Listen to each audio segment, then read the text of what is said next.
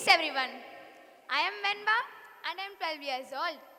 Today, I don't have a big invention to show you. Or I am not here to tell you how to change the world.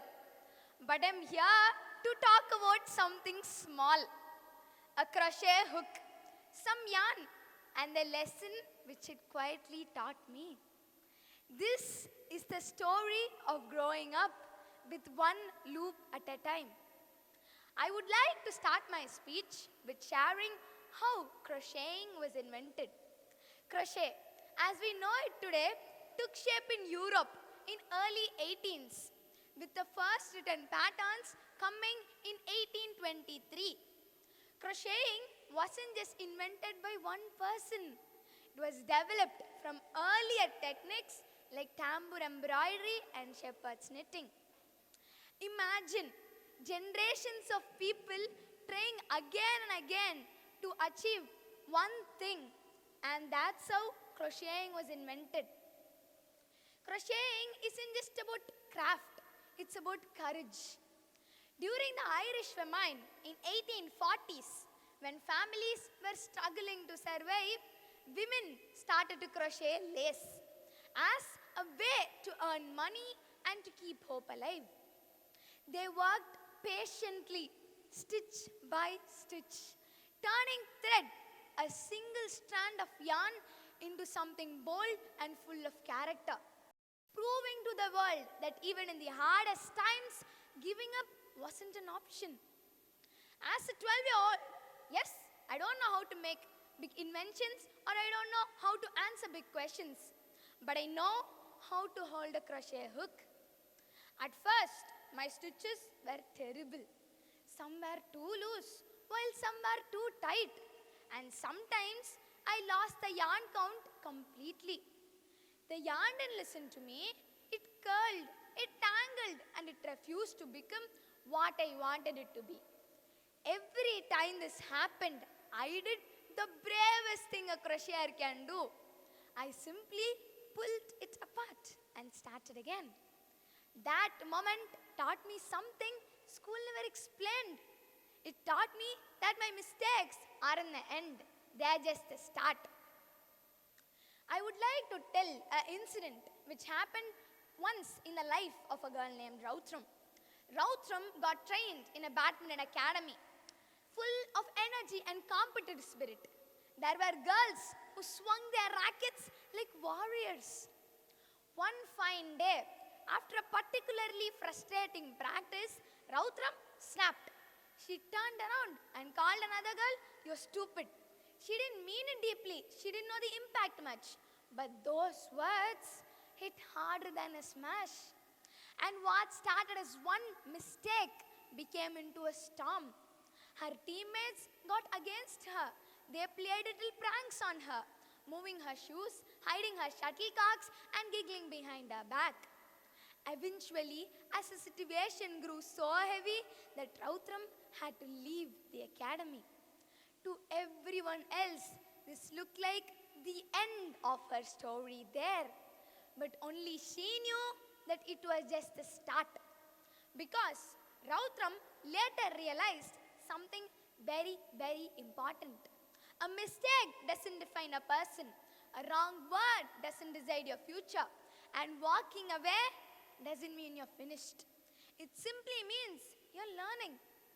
If she had understood this sooner, she would have stayed, apologized, and rebuilt everything.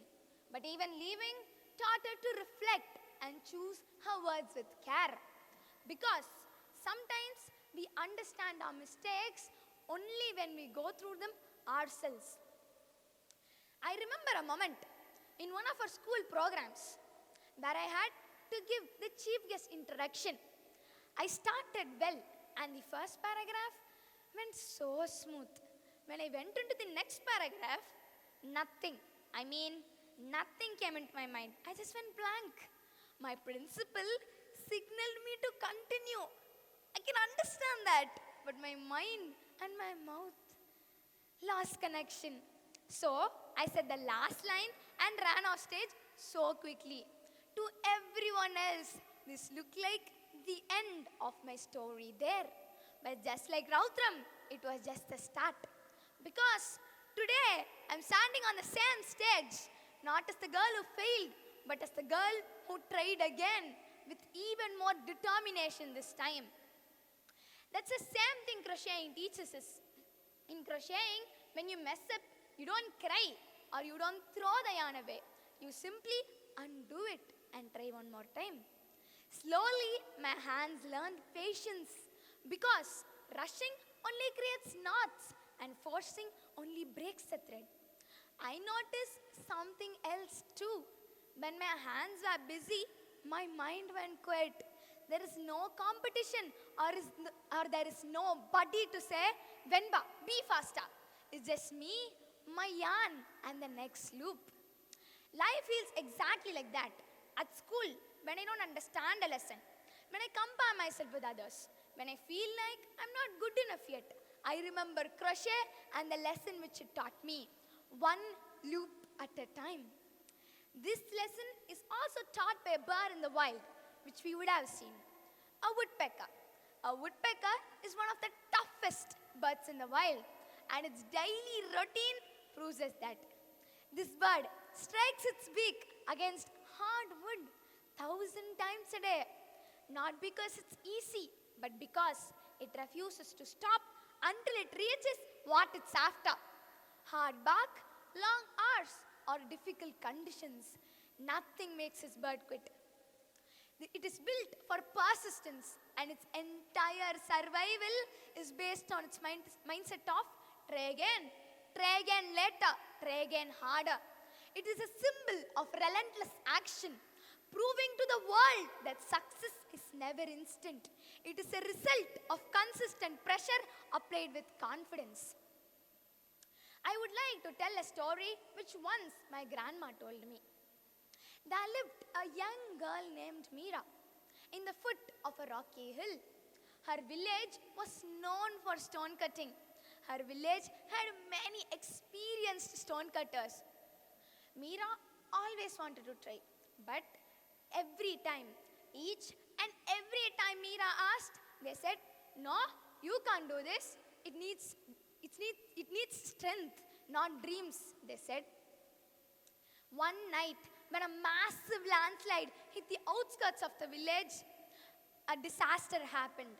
The next morning started with a village leader talking about yesterday's landslide, and only for them to realize that a very big stone had blocked the entire water path of the village. All the villagers rushed outside to check the disaster. They saw the very big stone, and all the strong stone cutters came rushing with their hammers and started trying to break it. But nothing happened. They put their heads down and walked away. They declared it's impossible. But in between the crowd, a small hand stood up and said, "I wanted to try." It was nobody else but Mera. A man nearby said, "Even the strongest men can't do it, then how can you?" But Mera didn't utter a word. She came again in front and said, "I wanted to try." They gave her the hammer. She lifted it up, far heavier than anything she had held before. With all her strength she had, she gave a big blow.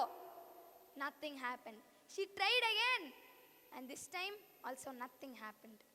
Slowly, as the villagers started to move, Mera didn't go.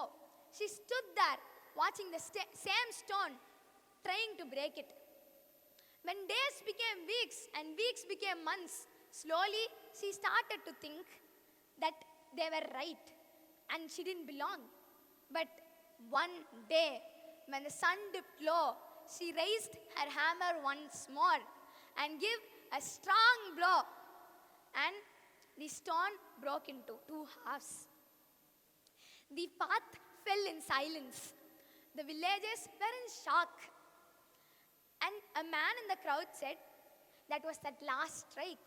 But Mera, breathing heavily, shook her head and said, "No, it was each and every strike you said wouldn't matter."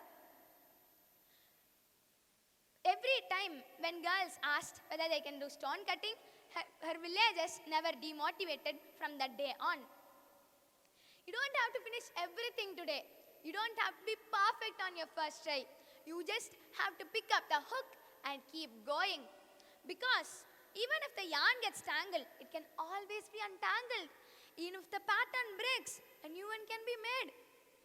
So, if you're stuck or scared of making mistakes, always remember, even the strongest or the longest fabrics in the world are started with one single loop. Let me help you understand with one more life incident of mine. Everybody, each and everybody in our neighborhood knew one thing. My sister is a basketball star. She dribbled like the ball owed her money, shot hoops with ridiculous confidence, collected prizes like some people collect stamps. And then came me. Same house, same parents, same sport, but completely different story. While she won medals, I warmed benches. For 3 straight years, I sat in benches like an unpaid security guard. My job was very simple. Clap at the wrong timings, hold water bottles, and pretend I wasn't realizing that I'm turning into a background character of my own life. Every time the coach looked my way, I got hopeful, but only for them to say, Venba, shift a little. You're blocking the substitutes. But I didn't quit. I practiced, I trained, I failed, I tried again and again, and I failed again and again. And somewhere between missing shots and slipping on my own sweat, something quickly changed.